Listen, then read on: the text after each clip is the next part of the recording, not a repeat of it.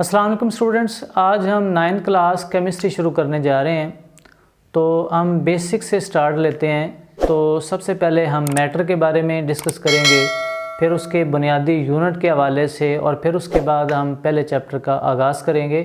तो ये हम एक सीक्वेंस से आगे बढ़ेंगे। तो सबसे पहले बढ़ते हैं आज के टॉपिक की तरफ।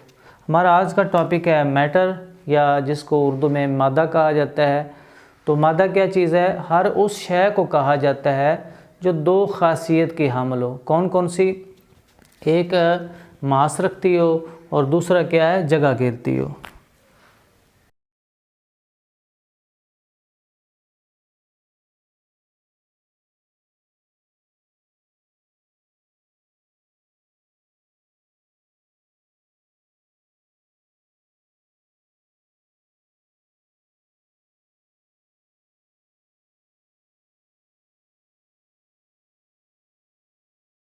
यानी मैटर के लिए दो खासियतें हैं। कौन कौन सी हैं?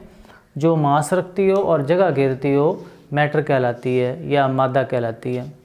मिसाल के तौर पर इंसान खुद एक मादा है, क्योंकि मैस भी रखता है और जगह भी घेरता है। इसी तरह से हवा है, मिट्टी है, पानी है, ये सब क्या हैं? मैटर हैं। तो मैटर जो है, इसमें जो पाए जाने वाली फ़ोर्स है, जिसको इंटरमालिकुलर फ़ोर्स कहा जाता है, ये मुख्तलिफ़ होती है, जिसकी वजह से ये मुख्तलिफ़ शक्लों में पाई जाती है। मिसाल के तौर पर ठोस हालत में पाई जाती है, माया हालत में भी, और इसी तरह से गैस की हालत में। तो उनमें जो डिफरेंस है वो बुनियादी तौर पर क्या है? इंटरमालिकुलर फ़ोर्स का डिफरेंस है। तो जिनमें सबसे ज़्यादा स्ट्रॉन्ग फोर्स है वो ठोस बन जाती है, और मादे की वो हालत जिसमें इंटरमालिकुलर फ़ोर्स बहुत ही कमज़ोर होती है, उसको गैस कहा जाता है। और जिसमें इंटरमालिकुलर फ़ोर्स इन दोनों के दरमियान में होती है, वो माया की हालत में पाई जाती है। तो बुनियादी तौर पर फ़र्क कहाँ आता है इंटरमालिकुलर फ़ोर्स का? मादा 3 हालतों में पाया जाता है। कौन कौन सी हालतें हैं? ठोस, माया और गैस।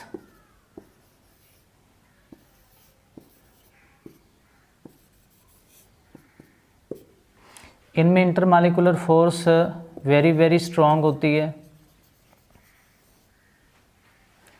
और इनमें स्ट्रॉन्ग होती है, लेकिन ठोस की निस्बत कम स्ट्रॉन्ग होती हैं, और इसमें बहुत ही वीक होती है।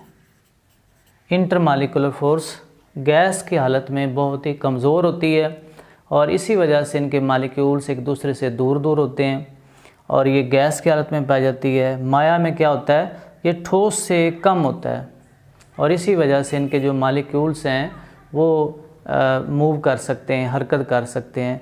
तो इसकी ये हालत माया कहलाती है। और ठोस हालत में क्या है? इनके मालिक्यूल्स के दरमियान में बहुत ज़्यादा इंटरमालिकुलर फ़ोर्स मज़बूत होती हैं, तो जिसकी वजह से ये क्या होते हैं? ठोस हालत में होती हैं। मिसाल के तौर पर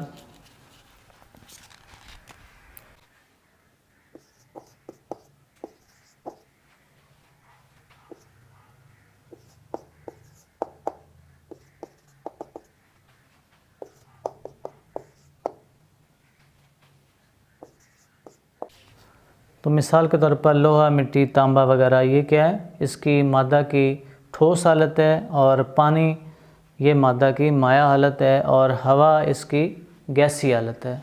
एक और हालत भी है जिसको प्लाज्मा स्टेट कहा जाता है, जिसमें बहुत ज़्यादा टेम्परेचर की वजह से मादा अपनी आयनिक स्टेज में चला जाता है, आयन्स की हालत में चला जाता है, उसमें अपनी हैयत को, अपनी हालत को खो देता है। तो वो उसकी क्या है? प्लाज्मा स्टेट कहलाती है। तो बहरहाल मैटर जो है इन तीनों हालतों में पाया जाता है, और इसके लिए एक मास और जगह की कंडीशन है या शर्त है।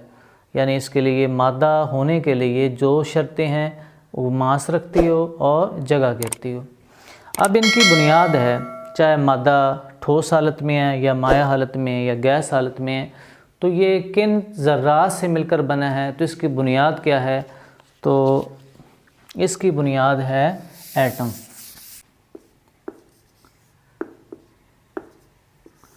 एटम मादे की बुनियादी यूनिट है, यानी मादे की जो बुनियाद है वो किस पर है? एटमों पर है। एटमों से मिलकर मादा बना है। चाहे हवा है, मिट्टी है, पानी है, जो भी चीज़ है वो सारी की सारी किससे मिलकर बनी है? एटम से। मादे का जो बुनियादी यूनिट है वो है एटम। नेक्स्ट वीडियो में हम डिटेल के साथ एटम के बारे में डिस्कस करेंगे। तो मिलते हैं नेक्स्ट वीडियो में। Thank you.